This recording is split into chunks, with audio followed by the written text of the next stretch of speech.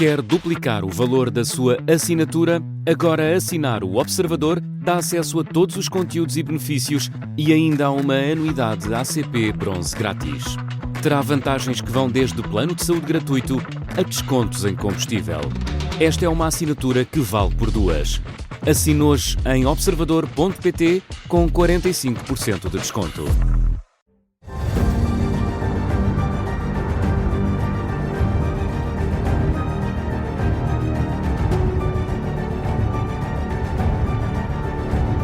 Este som não engana, está no ar o Domínio da Guerra, sempre com o Major-General Arnaud Moreira. Bom dia. Olá, muito bom dia a todos. Bem-vindo, General. Depois de várias semanas em que a atenção de Donald Trump esteve virada para o Médio Oriente e também para a Ucrânia, esta semana a sua agenda internacional ficou marcada por um périplo por vários países da Ásia. Esteve na Malásia, no Japão, na Coreia do Sul, encontrou-se com o imperador do Japão, com a nova primeira-ministra e aproveitou a ida a Seul para um encontro muito esperado com Xi Jinping. General, o que é que fica desta tão longa visita? Mudámos aqui um bocadinho o tom durante esta semana, o tom de Trump. Nós tínhamos nas últimas semanas visto um Trump muito preocupado com o sistema internacional do ponto de vista da conflitualidade e da procura de soluções para aqueles dois pontos, enfim, mais críticos em Gaza e na Ucrânia. Mas esta semana Trump decidiu mudar a agulha e regressar àquilo que são as questões de natureza económica. Já vamos tentar perceber um bocadinho esta estratégia. Ele aproveitou, na verdade, esta visita à Ásia. Ocorreu agora porque havia duas cimeiras importantes que decorreram durante esta semana. No princípio da semana, a cimeira da ASEAN e agora no final, mais para o final da semana, a cimeira da APEC. Ele, na verdade, não esteve na cimeira da ASEAN, nem esteve na cimeira da APEC. Ele aproveitou, foi a presença de um conjunto de líderes com os quais ele tinha negócios a fazer e que estavam presentes naturalmente nestas cimeiras e, portanto, aproveitou a presença desses líderes para ele ir lá a resolver, a levantar, organizar as questões de natureza económica. Portanto, ele não participou nas cimeiras, ele foi às cimeiras para encontrar logo ali e ter à mão aquele conjunto de líderes. Mas vamos começar pela visita à Malásia. Na Malásia o que decorreu foi a ASEAN. A ASEAN, os Estados Unidos e a China não fazem parte da ASEAN. A ASEAN hoje em dia é um conjunto de cerca de 11, porque Timor-Leste entrou, portanto eram 10, passou a ser 11, um conjunto de economias do Sudeste Asiático relativamente pequenas, isto é, não há ali uma liderança evidente naquela ASEAN. A ASEAN procura, enfim, estabelecer o conjunto de relações de confiança sociais, económicas, etc., criando uma espécie de um mercado livre com facilidade de intercâmbio comercial entre os vários países. E depois tem também dimensões culturais, etc. Mas, basicamente, o que procura ali é dar uma certa consistência e procurar desenvolver uma espécie de um grande mercado único entre aquelas economias. Ora, é aqui que agora entra a estratégia de Trump. O que é que Trump fez no início do seu mandato? Sobrecarregou todas estas pequenas economias de tarifas. Pois. Que era para poder agora ter o que negociar. E depois deixou passar tempo. Portanto, ele, entretanto, esteve, digamos, entretido não é uma boa palavra, com outras coisas, e agora regressou porque as tarifas que impôs no início do seu mandato já começaram a produzir efeitos. E, portanto, o apetite, digamos, para negociar destes pequenos países, destas pequenas economias, é agora maior, porque as tarifas já começaram a fazer efeito. Bom, as tarifas foram muito diversas. E isto também faz parte da estratégia. Não aplicou uma tarifa igual para todos. Não, ele aplicou, por exemplo, a Singapura aplicou 10%. Mas ao Laos aplicou 40%. Portanto, ele ao aplicar tarifas diferentes, também implica depois estratégias diferentes levadas a cabo por cada país para fazer face a isto. Se fosse uma tarifa única, podia haver uma posição única, mas ele pôs tarifas diferentes sobre diferentes produtos a cada um dos países. Para não se juntarem todos. E, portanto, serem obrigados a virem individualmente negociar. Ora, quando um país vem individualmente negociar com os Estados Unidos, está sempre em desvantagem, porque os Estados Unidos são a maior economia do mundo. E, portanto, nestas conversações bilaterais, os Estados Unidos saem sempre com vantagem do ponto de vista comercial. É interessante verificar que a estratégia da China, porque a China também foi a ASEAN, foi diferente a estratégia da China, foi o multilateralismo, foi retirar barreiras em vez de impor tarifas. Isto é, onde os Estados Unidos viram uma oportunidade de ir buscar dinheiro através das tarifas, a China viu uma oportunidade para desenvolver o diálogo e o multilateralismo. Portanto, estamos a ver como sobre o mesmo tipo de países presentes, os Estados Unidos tiveram uma abordagem e a China teve uma abordagem diferente. Bom, viagem ao Japão. A viagem ao Japão tinha digamos, um ingrediente muito especial. É que o Japão tem a primeira-ministra da história. Sanai Takaichi. E Sanai Takaichi não se perdeu em esforços para conquistar Trump. Trump foi recebido no Japão e pela primeira-ministra Sanai Takaichi de uma forma muito interessante, reverente, com palavras absolutamente extraordinárias. Propôs também Trump para Prémio Nobel da Paz, chamou às relações entre os Estados Unidos e o Japão as relações mais fortes do mundo. Anunciou uma era de ouro nas relações entre os Estados Unidos e o Japão e, além disso, comprometeu-se, uma coisa que os Estados Unidos também queriam ouvir, que o Japão iria investir na sua própria defesa militar, portanto, retirando também aqui um peso que tem vindo a cair sobre os ombros dos Estados Unidos da América. Bom, isto teve ganhos e perdas, não é? Bom, do ponto de vista do Japão, todo este entusiasmo permitiu reduzir as tarifas que os Estados Unidos tinham imposto ao Japão. Mas, por outro lado, o Japão comprometeu-se a investir milhares de milhões de dólares nos Estados Unidos e na sua indústria. Portanto, enfim, o balanço aqui é menos evidente, mas a verdade é que o Japão continua muito dependente do ponto de vista da sua segurança internacional e, sobretudo, da sua segurança regional da proteção dos Estados Unidos. Mas a visita de que se falou mais foi... E agora, o encontro com Xi Jinping, vamos ao Xi Jinping. Bom, portanto, o encontro com Xi Jinping era de longe nesta agenda e não se confirmando... Desde 2019, não é? Desde 2019. Portanto, há 6 anos que os dois líderes não se tinham encontrado, desde 20 e tal de junho de 2019. Ora, acontece que esta visita começou a ser preparada com grande antecedência. Nós temos consciência e sabemos disso, há muitos relatos sobre isso, que as delegações que foram à ASEAN, quer da China, quer dos Estados Unidos, passaram horas e horas e horas à procura de um consenso que permitisse esta reunião. Esse consenso tinha que dar a sensação de que ambos os líderes tinham saído vencedores desta disputa. Bom, portanto, estamos a falar aqui nas duas maiores economias mundiais, muito interligadas em função daquilo que é a globalização, mas com dependências que têm implicações de natureza estratégica e, portanto, qualquer alteração, por pequena que seja nesta relação, tem implicações grandes, quer na economia mundial, quer, sobretudo, também na relação de confiança entre os dois países. Ora bem, agora começaram a aparecer os vídeos. Portanto, o encontro foi demorou cerca de 1h40, não foi um grande encontro, mas começaram a aparecer os vídeos que nos começam a mostrar o caráter gélido deste encontro. Durante o encontro em si, Donald Trump esteve sempre de olhos postos em Xi Jinping. Olhou diretamente nos olhos. Xi Jinping nunca olhou para Donald Trump.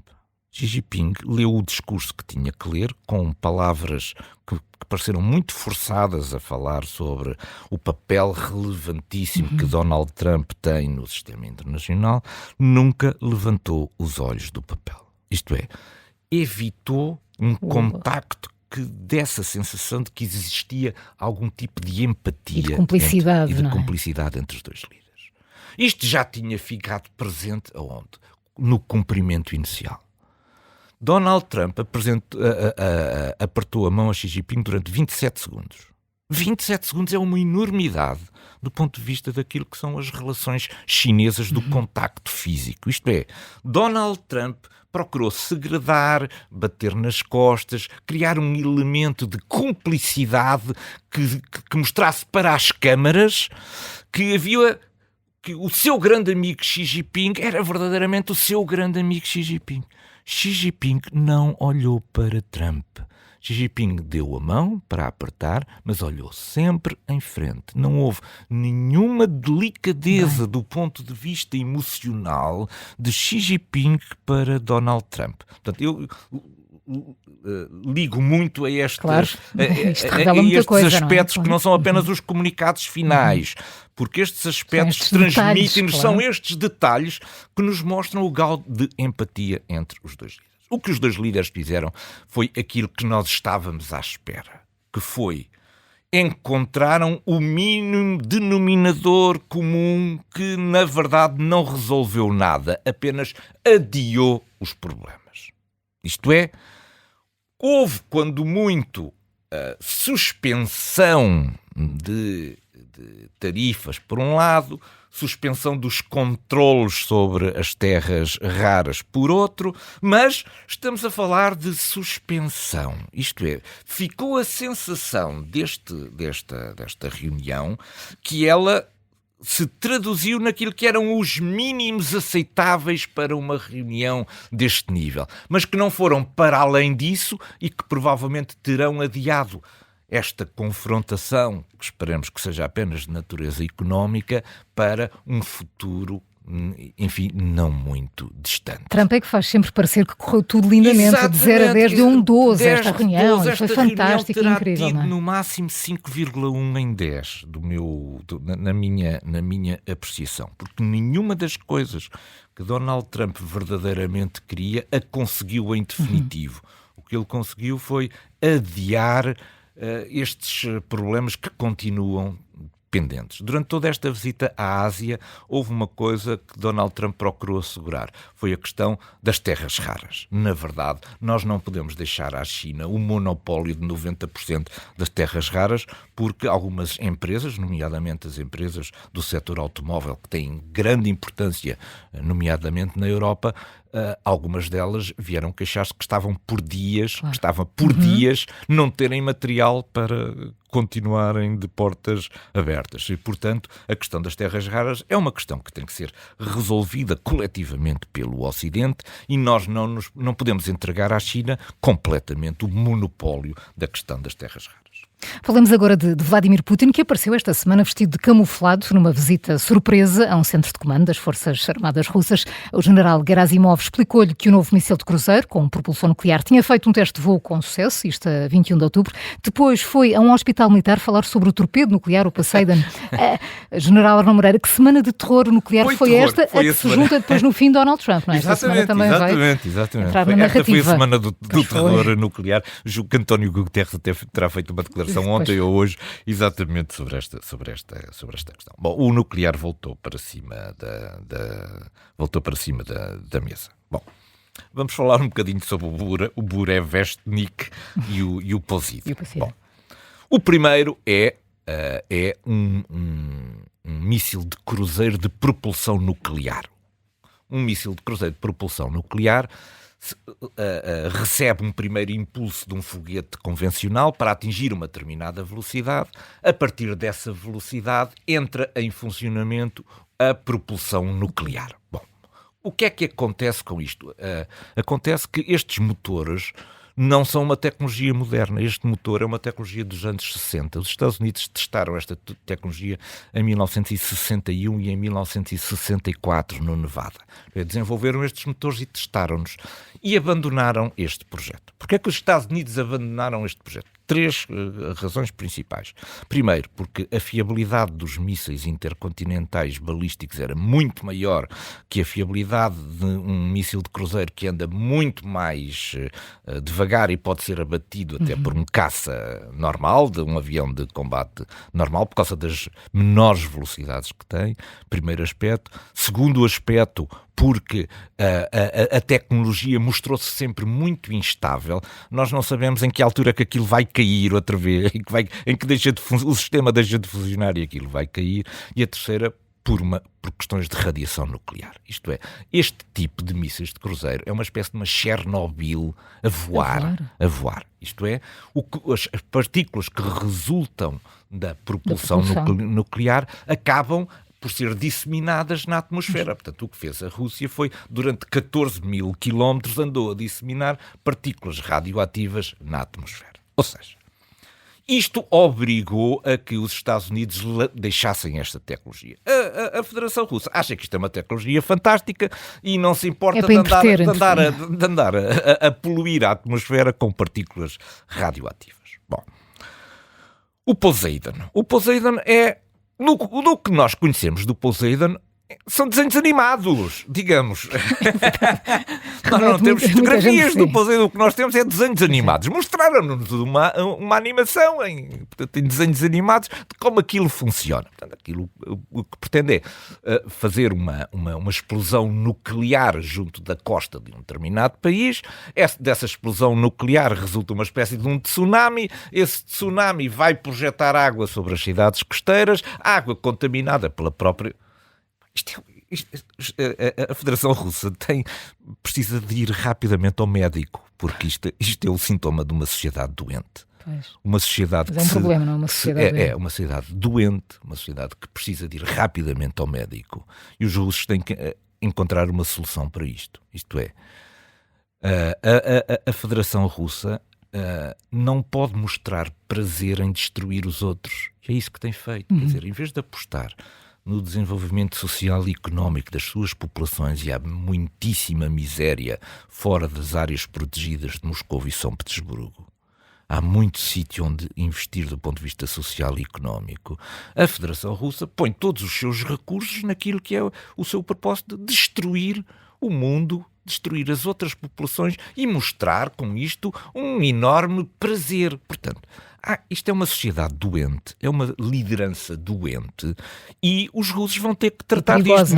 E perigosa. Não vamos ser nós que vamos conseguir proceder a essa substituição. Os russos vão ter que o fazer mais tarde ou mais cedo, porque esta liderança do Kremlin está a encaminhar a Federação Russa para caminhos muito perigosos. A Federação Russa não se pode esquecer do seguinte, que é isto. Este aspecto é muito importante.